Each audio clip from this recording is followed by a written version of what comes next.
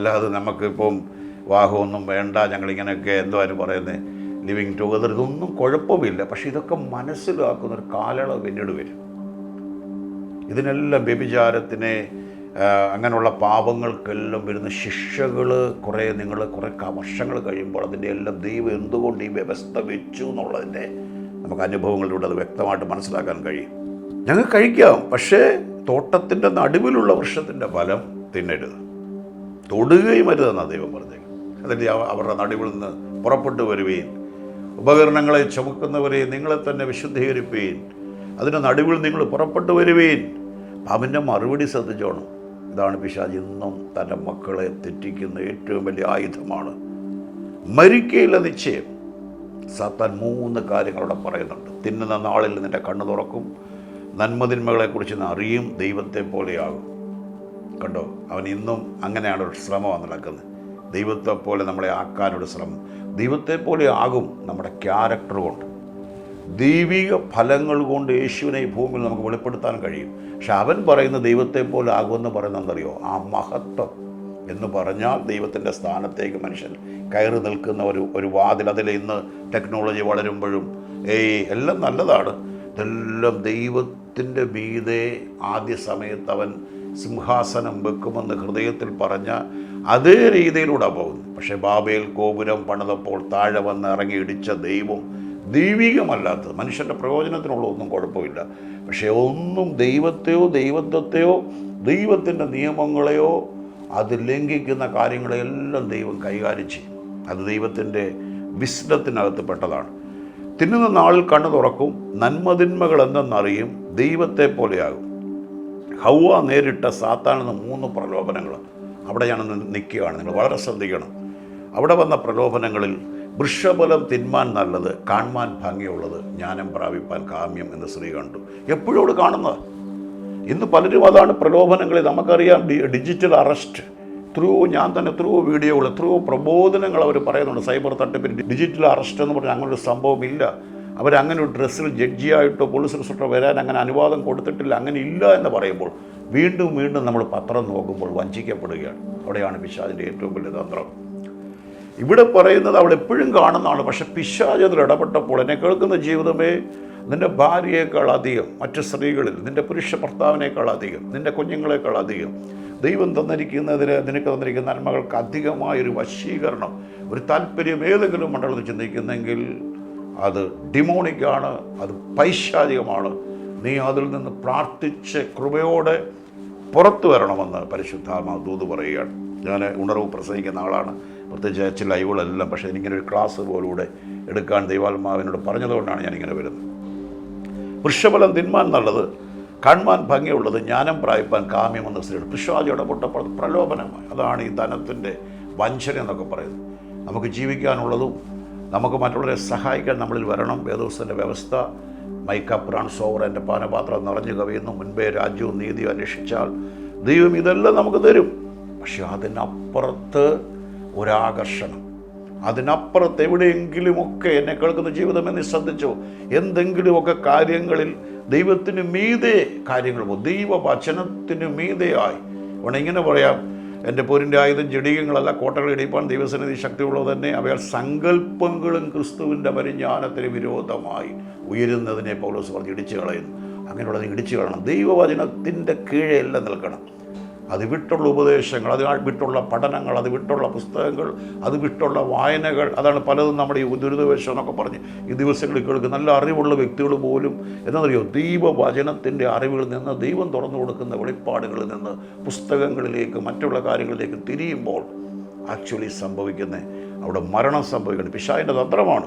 ഞാൻ വീണ്ടും പറയുന്നു, വൃക്ഷഫലം തിന്മാൻ നല്ലതും, കാണുവാൻ ഭംഗിയുള്ളതും, ജ്ഞാനം പ്രാപിപ്പാൻ കാമ്യമെന്ന സ്ത്രീ കണ്ട്. ഇതാണ് ആ പ്രലോഭനം. മറന്നുപോലെ ഇവിടെയാണ് പാപം ആരംഭിക്കുന്നത്. അപ്പം ഞാൻ ആദ്യം പറഞ്ഞു പാപം എങ്ങനെ ലോകത്തിൽ പ്രവേശിച്ചു. തൊട്ട് ഞാൻ പോകും, ഒത്തിരി വിശദീകരിക്കാൻ ഞാൻ ടീച്ചർ അങ്ങനെയുള്ള ആളല്ല, ശുശ്രൂഷിക്കുന്ന ആൾ അഭിഷേകത്തിൽ. എന്നാൽ പോലും ഒരു അപ്പോസ്തോലിക് കോളിംഗ് ഉള്ളതുകൊണ്ട് ടീച്ചിങ്ങോടെ ദൈവത്തിൻ്റെ ആത്മാ ഹൃദയങ്ങളിലേക്ക് കൊടുക്കുവാനായിട്ട് ഇവിടെയാണ് പാപം ആരംഭിക്കുന്നത്. ഇരുവരുടെയും കണ്ണ് തുറന്നു, തങ്ങൾ നഗ്നരെന്നറിഞ്ഞു, അത്യല കൂട്ടി തുന്നി അരയാടയുണ്ടാക്കി. ഇന്ന് നമ്മുടെ പാപങ്ങൾ മറയ്ക്കാൻ നമ്മൾ വലിയൊരു ശ്രമം നടത്തുന്നുണ്ട്. എന്നെ കേൾക്കുന്ന ദൈവജനമേ ശ്രദ്ധിക്കണമേ, അവരുടെ കണ്ണ് തുറപ്പ്. പിശാച് പറഞ്ഞ ഏറെക്കുറെ കാര്യങ്ങളൊക്കെ നടന്നു. അവൻ പറഞ്ഞു തിന്നുന്ന ആളിൽ നിന്റെ കണ്ണ് തുറക്കും. കണ്ണ് തുറന്നു നന്മതിന്മകളെക്കുറിച്ച് അതറിയുവാനിടയായി. പക്ഷെ ദൈവത്തിൻ്റെ പദ്ധതി അങ്ങനെയല്ലായിരുന്നു. ജീവൻ്റെ വൃക്ഷഫലം കഴിച്ച് എന്നേക്കും അവർ ജീവിക്കണം. അങ്ങനെയാണ് യേശു ഭൂമിയിൽ വരേണ്ട കാര്യം പോലുമില്ലായിരുന്നു.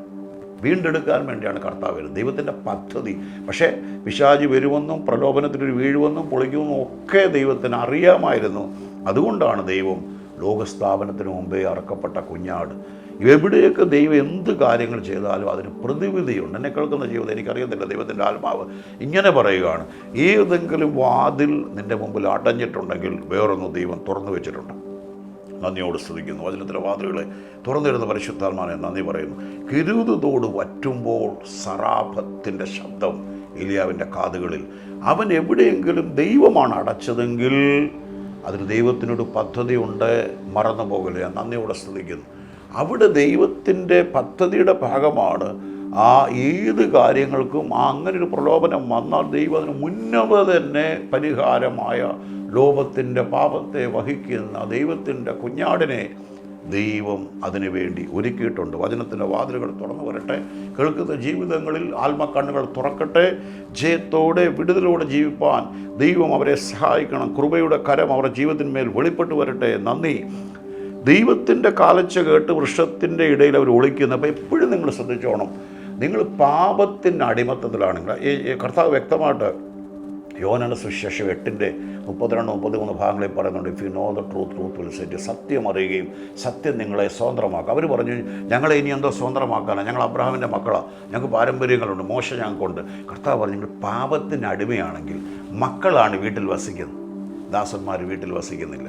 അപ്പം മക്കൾ വീട്ടിൽ വസിക്കുന്നത് നീ ഇന്ന് തന്നെ കേൾക്കുന്ന ജീവിതമേ, ഈ ലോകത്തിൻ്റെ എല്ലാം ഞാൻ കുഴപ്പമൊന്നുമില്ല, എല്ലാം നിങ്ങൾ ചിന്തിക്കുമ്പോഴും പാപത്തിന് ഒരു രക്ഷകനുണ്ടെന്നും ഒരു ദൈവം ഉണ്ടെന്നും ഈ പ്രപഞ്ചത്തെ സൃഷ്ടിച്ചൊരു ദൈവം ഉണ്ടെന്നും വേദപുസ്തകം അത് പറയുന്ന അത് പിതാവാം ദൈവമാണെന്നും യേശു കർത്താവാണെന്നും അവൻ്റെ വായിലെ വാക്കുകളെല്ലാം ഉളവായെന്നും എല്ലാം നിർമ്മിച്ചത് അവൻ്റെ ശബ്ദമാണ്, അവൻ്റെ വചനമാണെന്ന് പറയുമ്പോൾ ആ ദൈവത്തിന് സകല മാനവജാതിയെയും അവനാണ് സൃഷ്ടിച്ചതെന്നും അവനിലൂടെയാണ് സകല മരിച്ചവർക്കും ജീവൻ കൊടുക്കുന്ന അവനാണെങ്കിലും അവനിലൂടെ ന്യായവിധിയുമുണ്ട് എന്ന് വേദപുസ്തകം വ്യക്തമാകും. ശ്രദ്ധിക്കണമേ, അവൻ്റെ കാലച്ച കേട്ട് വൃക്ഷം നടുവിൽ ഒളിക്കുന്നു.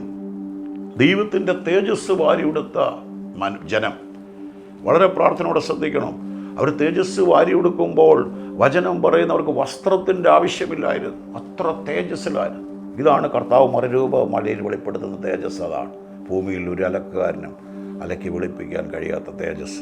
അപ്പോൾ ഈ തേജസ്സാണ്, അതാണ് വചനം പറയുന്ന വിളിക്കപ്പെട്ടവരെ അല്ലേ നീതീകരിച്ചവരെ തേജസ്കരിച്ചവരിക്കുന്നു. അപ്പോൾ നീതീകരണം, ഞാൻ അതേക്കുറിച്ച് പറയാമാണ്. ദൈവത്തിൻ്റെ യോഗ്യതയായ ആദ്യ പടിയാണ് ദൈവത്തിൻ്റെ നീതി. ഈ നീതിയിൽ നമ്മൾ നിന്നിട്ടാണ്, നീതിയാണ് നിത്യജീവനിലേക്ക് നമ്മളെ നയിക്കുന്നത്. പാപം നിത്യമരണത്തിലേക്ക്, sin leads to eternal death, righteousness leads to eternal life. വളരെ പ്രാർത്ഥനയോടെ ശ്രദ്ധിക്കണം. അപ്പം അവരുടെ കണ്ണ് തുറന്നു, നഗ്നരെന്നറിഞ്ഞു. അത്തിയില കൂട്ടി അവർ പെട്ടെന്ന് നഗ്നത മറയ്ക്കാനൊരു ശ്രമം നടത്തുന്നു. ഒരു കാലച്ചുകൊട്ട് കേട്ട് വൃക്ഷത്തിൻ്റെ ദൈവം ഫെലോഷിപ്പ് കൂട്ടായ്മ, ദൈവം വെയിലാറുന്ന സമയത്ത് ദൈവം വന്ന് അവരോട് സംസാരിച്ചുകൊണ്ടിരുന്നു. ആത്മാവിലാണ് ഈ ബന്ധങ്ങൾ മുഴുവൻ. ദൈവം മനുഷ്യനെ വിളിക്കുന്നു, നീ എവിടെ? ഞാൻ നഗ്നനാകൊണ്ട് ഒളിച്ചു. വേദപുസ്തകത്തിലൊരു കാര്യമുണ്ട്, ന്യായവിധി എന്നത് പാപം ചെയ്യുന്നവൻ വെളിച്ചത്തിലേക്ക് വരത്തില്ല. കാരണം അവിടെ പ്രവൃത്തികൾ ദോഷമുള്ളതുകൊണ്ട് അത് എക്സ്പോസ് ചെയ്യപ്പെടും. അതുകൊണ്ട് അവരൊരിക്കലും വരത്തില്ല. എന്നാൽ നീതിയിൽ ജീവിക്കുന്നവൻ, വെളിച്ചത്തിൻ്റെ പ്രവൃത്തികൾ ചെയ്യുന്നവൻ, നന്മ ചെയ്യുന്നവൻ, നീതി ചെയ്യുന്നവൻ, ദൈവിക വ്യവസ്ഥയിൽ നിൽക്കുന്നവൻ, ദൈവവചനം അനുസരിക്കുന്നവൻ, ദൈവിക ഓർഡറുള്ള വ്യക്തി എപ്പോഴും വെളിച്ചത്തിലേക്ക് വരാനായി അവർ ആഗ്രഹിക്കും. പാപം ചെയ്യുന്നവൻ പാപത്തിലേക്കും തിന്മയിലേക്കും അതിനെ മട്ടുകുറ്റി കുടിച്ചുകൊണ്ട് അവനിങ്ങനെ പോകണം. പറഞ്ഞുകൊണ്ടിരിക്കുമ്പോൾ തന്നെ ഏതെങ്കിലും ജീവിതം അങ്ങനെ ജീവിക്കുന്നെങ്കിൽ മാനസാന്തരപ്പെടേണ്ട സമയമാണ്. നിങ്ങൾക്ക് അധികം നാൾ അങ്ങനെ നിങ്ങൾക്ക് പോകാൻ കഴിയത്തില്ല. ഒരു എൻഡിൽ വല്ലാത്ത കുറ്റബോധം നിങ്ങൾക്ക്, അതല്ലേ പലരും ലോകപ്രകാരം ജീവിക്കുന്ന പലരും ഒടുവിൽ വരുമ്പോൾ അവരെ നമുക്കറിയാം, പേപ്പറുകളൊക്കെ നമ്മൾ പേര് മെൻഷൻ ചെയ്തില്ല, നമ്മൾ വായിക്കത്രൂ സമ്പന്നന്മാർ. കാരണം സമ്പന്നതയല്ല അവർക്ക് പ്രശ്നം, ദേവദത്തിൽ അങ്ങനെ പ്രശ്നങ്ങളൊന്നുമില്ല. പക്ഷെ അവരുടെ ആശ്രയം സമ്പത്തിലായിപ്പോയി. അതുകൊണ്ട് എന്ത് ചെയ്യുന്നു? പ്രശ്നങ്ങൾ ഫേസ് ചെയ്യുമ്പോൾ അവർക്ക് എന്താ ചെയ്യേണ്ടതെന്ന് അവർക്ക് അറിയാൻ കഴിയാതാകുന്നു.